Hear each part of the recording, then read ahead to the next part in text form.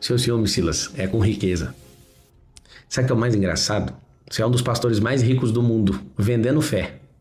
Eu não vendo fé, eu vendo ação e resultado. E o que você tem de ciúme é que você não para de ouvir meu nome o tempo inteiro. Inclusive, estive na sua sala, você me falou isso. E o mais interessante é que você vai me chamar aqui de psicopata, de megalomaníaco. Sabe o que é megalomaníaco? Um pastor que prega o evangelho tem um jato de 12 milhões de dólares, igual você. No dinheiro de hoje é 50 milhões de reais, é um Gulfstream, que sou bilionário. O cara já entra sendo general. Quer dizer, tudo técnica, usando neurociência, usando técnicas de persuasão, de manipulação e, desculpa, persuasão, neurociência, quem ensinou isso pra ele? Na Bíblia não tem isso, não tem nada de neurociência lá. Tem persuasão que Paulo falava que não pregava por persuasão, né, mas pelo poder. Só que o Silas, ele tá falando isso aqui porque incomoda muito ele. E ele tá falando uma manipulação. O que é manipulação? As pessoas saem de casa num domingo no Rio de Janeiro para assistir uma palavra de esperança, de conforto, palavra de afronta, né, de confronto, mas é uma palavra lá da Bíblia. E ele tira a segunda vez no culto dele, culto de domingo, culto principal, para falar da minha pessoa. Se eu sou o rei da persuasão, igual você tá incomodado, você é o rei da dissuasão, de tirar ideias da cabeça das pessoas. E elas não concordam com você. Você não é o líder da igreja evangélica, muito menos de cristianismo. E se você fala que responde por alguém, é pelo povo que banca seu salário. É esse dinheiro público aí. Essas pessoas estão aí, é o mesmo público que dá dinheiro pro governo e dá dinheiro pra você. Vamos lá. Bando de bobalhão, sabe? Que não... Um bando de bobalhão. Tem base, que não tem pastor.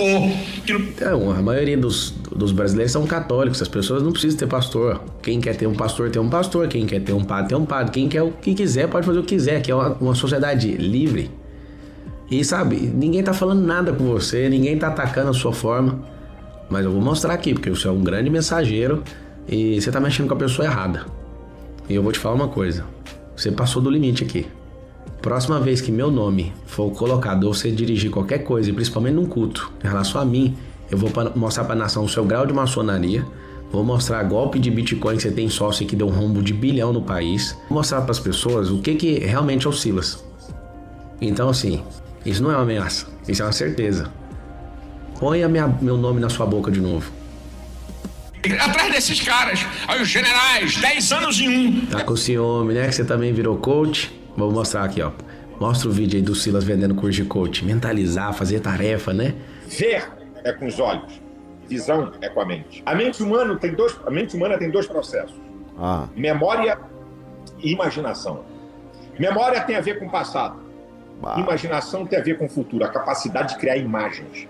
Aqui, na tua mente, você pode se ver em qualquer lugar do futuro. Acabou de entrar no curso de medicina. Aqui, você vai se ver operando. Se vê no seu consultório. Então, você precisa de visão. Ver é com os olhos. Visão é com a mente. Tá com ciúme, Silas? Seu problema é com dinheiro, Silas. E eu vou mostrar pra você aqui agora. E para isso, preste bastante atenção. Para isto, eu quero desafiar você, na igreja sede e nas filiais, um envelope especial.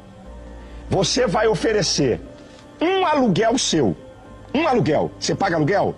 Pega esse aluguel, uma semente de um aluguel para que o Senhor possa abrir a porta para eu ter a minha casa própria. E alguém pode dizer, pastor, eu estou morando de favor, que a coisa tá feia pro meu lado e eu tô morando de favor. Então, eu vou te dar uma dica.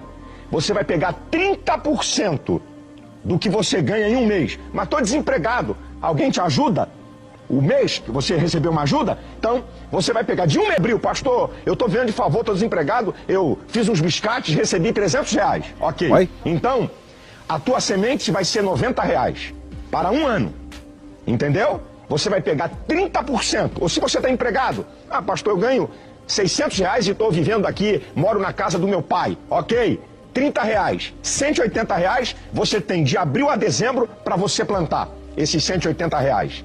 Vai ser a sua semente para que você tenha uma casa. Como é que é? Eu nunca vi Jesus andar correndo, eu vi Jesus andar. Não conheço na Bíblia Jesus andar correndo.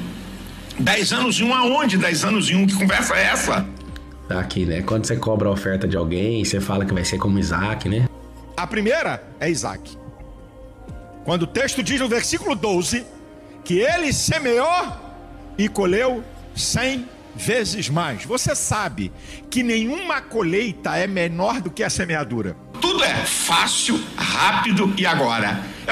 Você sabia que os estelionatários trabalham com isso? Olha só o que ele faz. Ele faz uma associação falando de estelionato. E ele tá ali. As pessoas confiam no que esse homem tá falando. Confiam tanto. Dá uma olhada nessa foto. Ele apoiando Lula. Deus não fala com você, Silas Malafaia? Ele não falou que você estava apoiando o maior ladrão da história da humanidade? A pessoa que mais furtou dinheiro de uma civilização? O maior ladrão da história? Você apoiou ele, Deus não te avisou, não? Você apoiou o Alckmin, que hoje apoia ele. Você já apoiou tanta gente, né? Hoje você apoia alguém que ama isso, né? Deus te falou alguma coisa?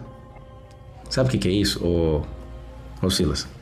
O problema seu é que você é um covarde por não obedecer um chamado. Você sabe que você foi chamado para sentar naquela cadeira e como você não é homem suficiente para isso, você fica na barra da saia de todo mundo e ano que vem você vai querer andar na minha. Deixa eu te falar uma coisa.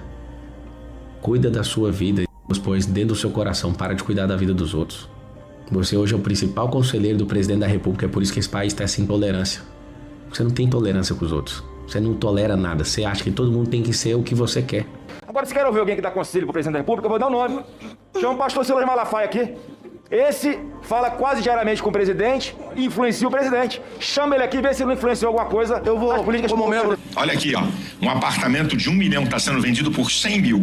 É só você dar uma entrada de 10 mil. Aí os bestas dão os 10 mil e nunca mais vai ver os 10. Uma segunda palavra profética para uma semeadura. 10 pessoas com uma oferta de 10 mil reais para receber uma colheita incomparável. Igual criptomoeda aí, vou ganhar 10%. Gente, vendeu o carro, fica triste. Não fica triste, não. Não. Se é você, fica... Aí venderam o carro.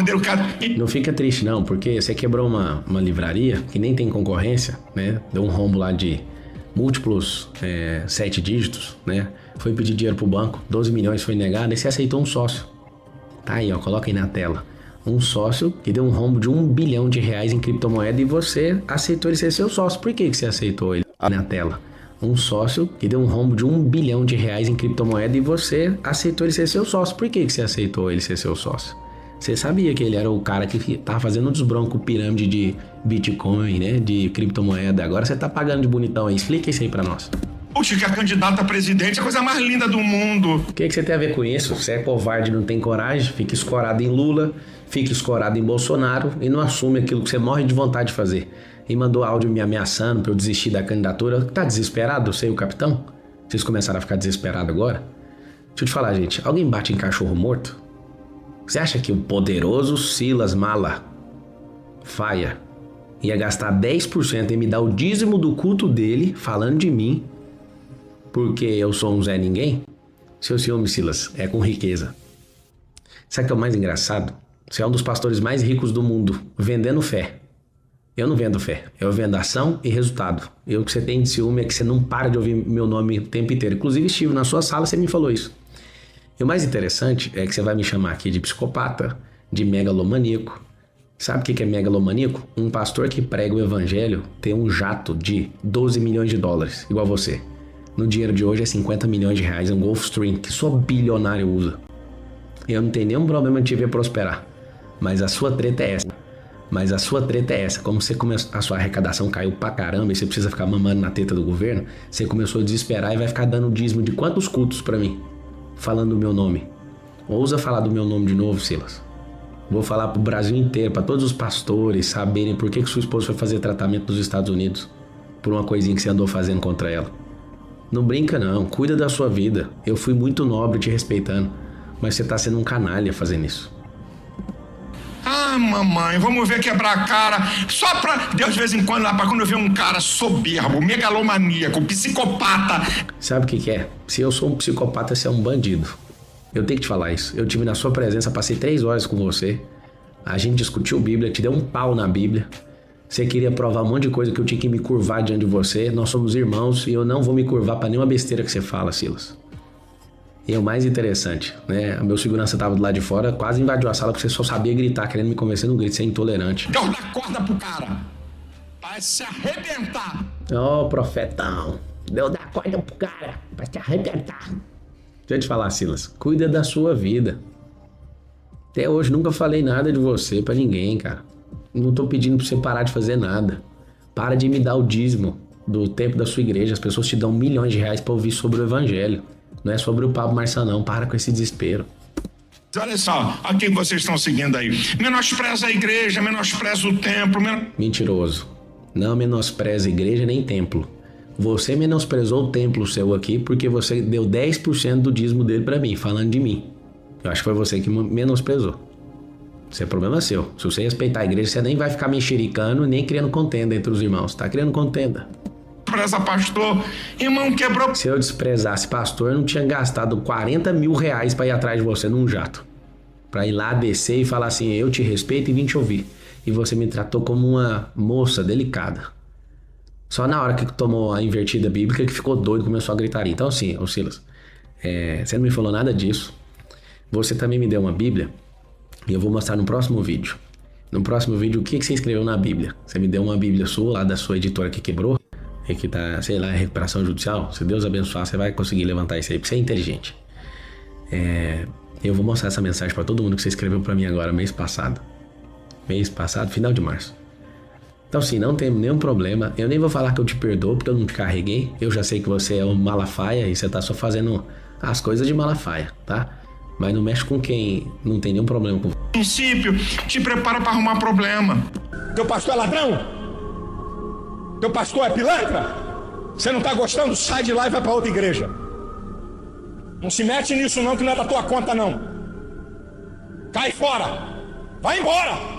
Só não arruma problema. Não toque ungido de Deus. Rapaz, aprenda isso. Eu já vi gente morrer por causa disso, irmão. Ô Silas, você viu aí, você dando instrução pra pessoa mudar de igreja? Pastor vagabundo tem que ir pra cadeia. Pastor que fica pedindo ouro em troca de benefício no Ministério da Educação tem que ir pra cadeia. Eu conheço o Silas desde que ele tinha 18 anos. Para vocês é que ele é a grande coisa. Para mim é um menino que nunca cresceu, sempre foi completamente empavonado, impressionado com poder, complexado pra caramba, e que viu no meio de cegos, quem tinha um olhinho de esperteza a mais era rei. E ele ficou, mas não emplacava.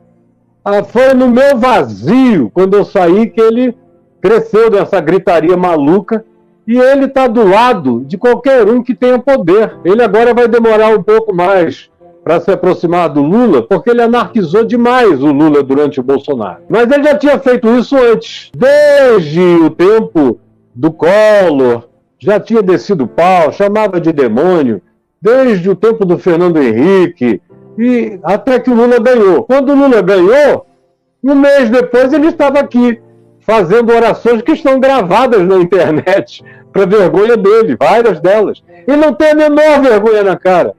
É um bicho totalmente sem caráter. Quem devia ter nome de molusco era ele, porque ele é um sujeito invertebrado. Ele entra por qualquer brecha, ele só quer aparecer lá dentro. Ele nunca processou, nem processará, nem vai tirar onda comigo jamais, porque ele ia chorar na minha sala, dizer, pelo amor de Deus, eu estou recebendo $40 mil do Macedo todo mês, dólares, em 1991. Recebo $40 mil por mês para ficar de plantão para falar mal de ti, porque o Macedo não quer falar mal de ti para não pegar mal para ele, porque você é uma pessoa inatacável. Isso em 91. Quantas vezes ele foi lá? Uma vez ele chorou. Caio, se você fizer essa declaração em nome da EVB contra as práticas do neopentecostalismo e do Macedo, vai ter o programa 25ª Hora hoje, e eu vou ter que ir lá falar mal de você, e eu não quero, porque você é um homem de Deus. Eu sei que você é sério com Deus. Só nasce gente como você de século em século. Pelo amor de Deus, não me deixa fazer isso. Eu falei, eu é que não tenho que deixar você ser corrupto? Você está vindo aqui confessar sua corruptibilidade. Está vindo me falar de como você é venal, de como a tua cabeça tem preço, como você não tem o preço do sangue de Jesus na sua vida, não tem o evangelho na sua vida. Você está à venda, meu querido, está à venda. Ele sabe que ele me disse isso. E além disso, além das provas que eu tenho ainda o testemunho de pessoas. Numa das vezes, antepenúltima vez que ele fez isso, ele me convidou para a gente comer no Porcão, que ainda existia lá em Niterói, naquele tempo em São Francisco. Aí fomos eu, ele, Jabes Alencar, e eu levei um dos diretores da Vinde, que ele conhecia, e fomos juntos. Ele me convidou para comer um churrasco, não foi para fazer uma confissão. Como ele mesmo já tinha trazido o Jabes, eu falei, vou levar mais alguém. Chegamos lá, no meio da carne ali sendo cortada, ele começou a me dizer, Caio, você vai fazer mesmo, eu ouvi dizer que você vai fazer uma declaração dizendo o que é ser evangélico, o que não é ser evangélico, e mostrando que esses princípios anticristãos das igrejas neopentecostais estarão todos mencionados. É verdade que você vai fazer isso? Falei, já está pronto, já está escrito. E não sou só eu. Aqui na EVB tem milhares de pastores. E eu recebi o aval de todo mundo. E escrevemos isso quanto eu tenho escrito praticamente tudo. Teve a aprovação e assinatura explícita de 300 dos maiores líderes do país. Eu vou apresentar, não é uma ideia minha. As minhas ideias eu falo sozinho. Em nome da EVB tem que ter conjunto. Aí ele falou, pelo amor de Deus, não faça isso, porque senão eu não posso deixar de receber os $40 mil. Falou de novo. Na frente do Jabes Alencar, na frente do diretor da Vinde, que está pronto para testemunhar, estava lá. Falou isso, eu não posso deixar. Lá vou eu ter que ir de novo. Eu digo, é bom quando você ganha todo mês, no mês que eu não falo nada, né? No mês que eu falo, você ganha, mas com essa consciência só ficando pior.